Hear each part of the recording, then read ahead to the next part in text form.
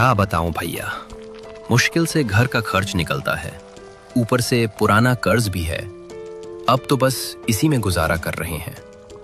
अरे यार, दाल चावल बेच के क्या कमाओगे? कभी कुछ नया बनाने का सोचा? नहीं भैया, दूसरा कुछ बनाना आता ही नहीं।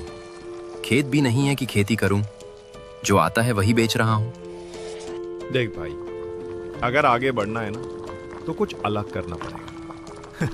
लोग नए स्वाद के पीछे जाते हैं। ये कहकर वो चला गया। रघु की आंखों में सोच के बादल छा गए। सच कह रहा था वो। आखिर क्या बनाऊं जो लोग पसंद करें और अच्छा दाम भी मिले। उसी समय एक महिला अपने छोटे बेटे का हाथ पकड़ कर आई। चल बेटा, दाल चावल खा लेते। नहीं माँ, मुझे दाल चावल नहीं चाहिए, मुझे बिरयानी खानी है। बेटा मुंह बिगाड़ते हुए बोला, बेटा यहाँ बिरयानी नहीं मिलती और वो बहुत महंगी भी होती है। चल दाल चावल खा ले। नहीं, मुझे नहीं खाना। महिला ने मजबूरी में ठेला छोड़ दिया और बेटे को लेकर चली गई। रघु ये सब चुपचाप देख रहा था। उसके मन में एक बिजली सी कौंधी। बिरयानी, हाँ, लोग बिरयानी पसंद करते हैं, महंगी भी है, शायद यही बिके।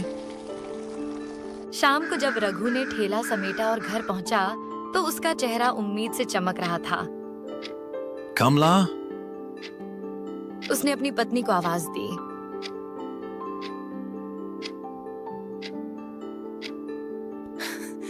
क्या हुआ रघु, आज बड़े खुश लग रहे हो?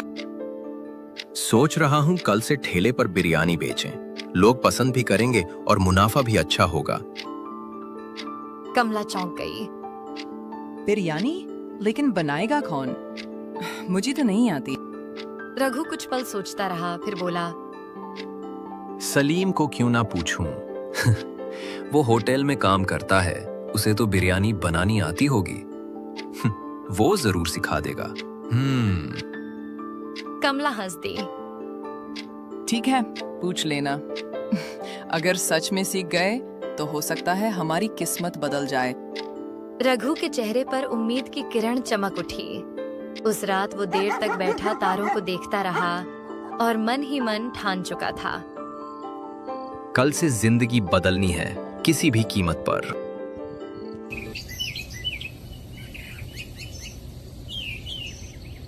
अगली सुबह रघु सूरज निकलने से पहले ही उठ गया। चेहरे पर उत्साह साफ झलक रहा था।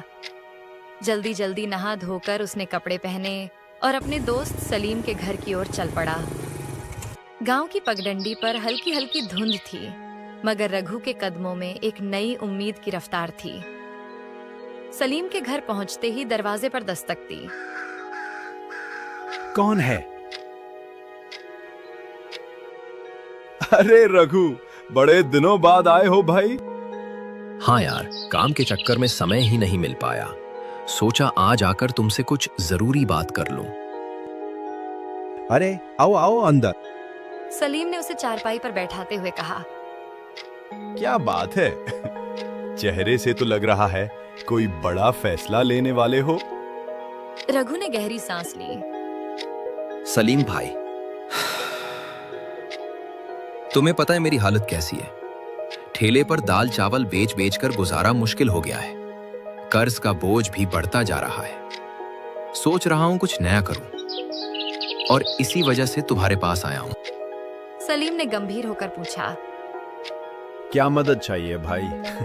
जो होगा मैं जरूर करूंगा।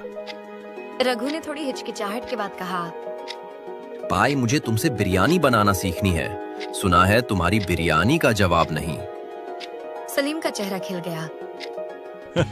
अरे बस इतनी सी बात, ये तो बड़ी आसान चीज है, बताता हूँ। रघु उत्सुकता से उसकी बात सुनने लगा। सलीम बोला, सबसे पहले बताओ, मटन की बिरयानी बनाओगे या चिकन की? मटन की। गांव में लोग मटन ज्यादा पसंद करते हैं। ठीक है। सलीम ने हाथ से इशारा करते हुए समझाना शुरू किया। तो सबसे पहले मटन को अच्छे से धो लेना, फिर उसमें दही, लाल मिर्च पाउडर, खड़े मसाले, तेल, हरी धनिया, और पुदीना डालकर अच्छी तरह मिक्स कर दो। इसे कुछ देर मैरिनेट होने दें। रघु उत्सुकता से उसकी बात सुनने लगा।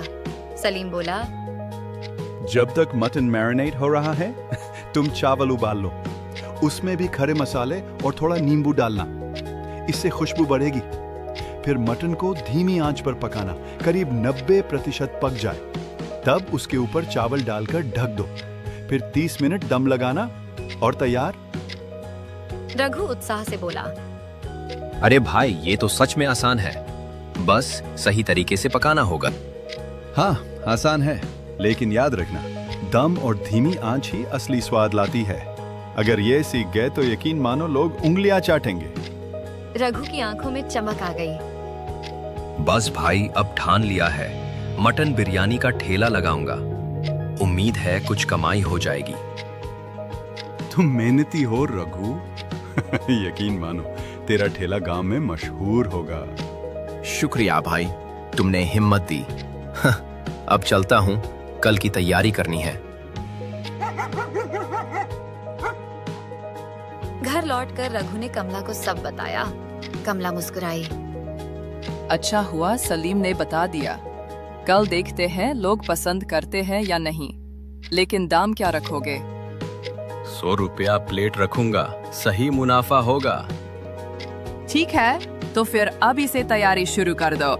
रघु के दिल में नई ऊर्जा थी। उस रात उसने बिरयानी का हर स्टेप बार बार याद किया और अगली सुबह का सपना सजोते हुए तैयारी में लग गया।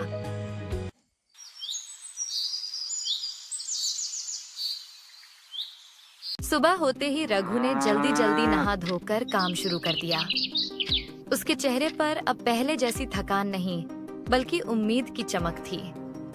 उसने ताजा मटन अच्छे से धोया और सलीम की बताई रेसिपी याद करते हुए उसमें दही, लाल मिर्च पाउडर, खड़े मसाले, पुदीना और हरा धनिया डालकर प्यार से मसालों में लपेट दिया।